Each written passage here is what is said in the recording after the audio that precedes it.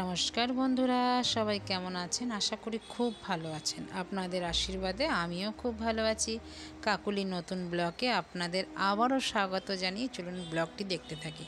আজকে কিন্তু সকাল থেকে বৃষ্টি পড়ছে। এই বৃষ্টি যে আরম্ভ হয়েছে কলকাতায় বন্ধুরা, মানে কি বলবো, আজকে দাদা বাজারে যেতে পারেনি, তো আজকে ঘরে ডিম ছিল, সেই ডিমই আজকে রান্না করছি।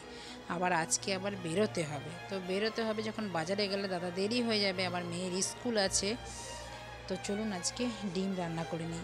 গোটা গোটা ডিমের সাইজে আলু দিয়ে আজকে ডিম রান্না করব। অনেক দিন পর আমরা আজকে ডিম রান্না করছি বা খাবো। তো চলুন ডিম রান্না করি। ডিম সবাই রান্না করতে পারেন আমি জানি, তো আমি কিন্তু ডিম কিভাবে রান্না করি সেটা একটু দেখুন।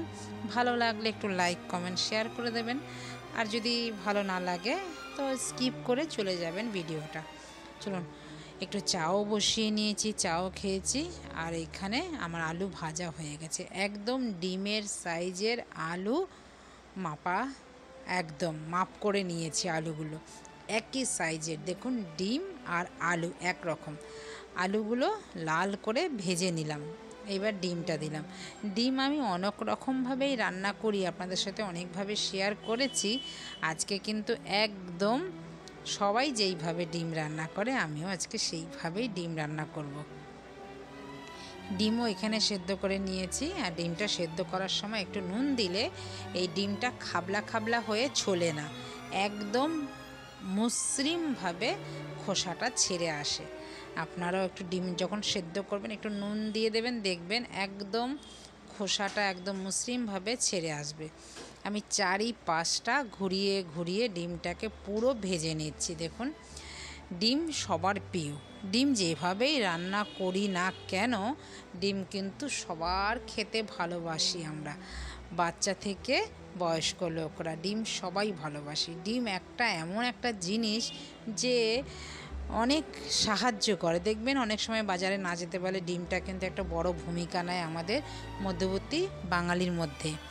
ডিম সব থেকে আগে বলবো আমি, সবার আগে। এই নিয়ে অনেক তর্ক হয়, মুরগি আগে না ডিম আগে, কিন্তু আমি তো মনে করি ডিমটাই আগে। আপনারা বন্ধুরা কি মনে করেন সেটা কিন্তু আমাকে কমেন্টে জানাবেন। তো চলুন, ওই তেলটার মধ্যেই দিয়ে দিলাম একটু পেঁয়াজটা লাল লাল করে ভাজার পর দিলাম কাঁচা লঙ্কা পেস্ট, এবার দিলাম একটু আদা পেস্ট, আর সামান্য একটু রসুন দিয়ে ভালো করে ভাজা ভাজা করার পরে একটু দিলাম জিরের গুঁড়ো, একটু ধনিয়া গুঁড়ো, আর ডিমটা একটু লাল লাল হবে বলে দিলাম একটু রেড চিলি পাউডার, আর হলুদ স্বাদ অনুযায়ী, নুন স্বাদ অনুযায়ী, হলুদ পরিমাণ মতন দিলাম। এই মশলার বাটিটা ধুয়ে জল। এবার যতক্ষণ না তেল ছেড়ে আসবে ততক্ষণ কিন্তু আমি মশলাটাকে কষাবো, মশলাটা ভাজা ভাজা করব এই তেলটার মধ্যে। দেখুন একদম তেল কিন্তু ছেড়ে এসেছে, মশলা ভাজা ভাজা হয়েও গেছে, কাঁচা গন্ধ আর ছাড়বে না। এবার দিয়ে দিলাম আলুটা। যেহেতু আলুটা একটু গোটা গোটা দিয়েছি, একদম ডিমের সাইজের আলুটাই আগে দিলাম। আলুটা দিয়ে না একটু ঢেকে দেব, আলুটা একটু সেদ্ধ হবে। দেখুন আলুটাও একটু ভেজে তো নিয়েছি, একদম আলুও কিন্তু সেদ্ধ হয়ে গেছে। এবার পাশে ওভেনে একটু জল বসিয়ে দিয়েছি, ডিমটা একটু অল্প জল দেবো, একদম যে ঝোল করব সেটা না।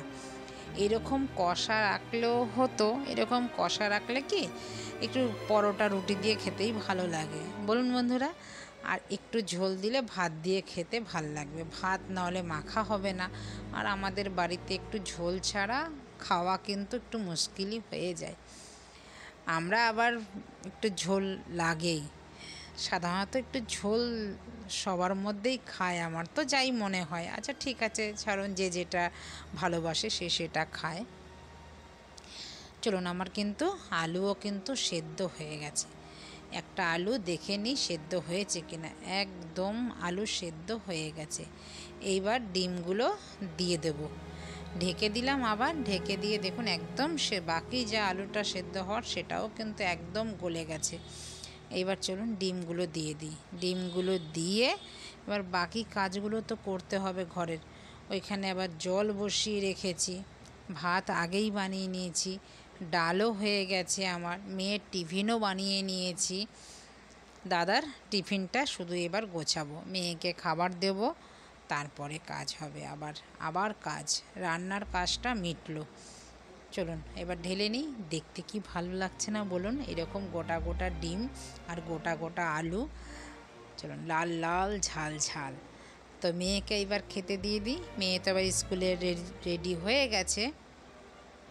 মেয়েকে দিয়ে দিলাম ভাত, ডাল আর ডিম।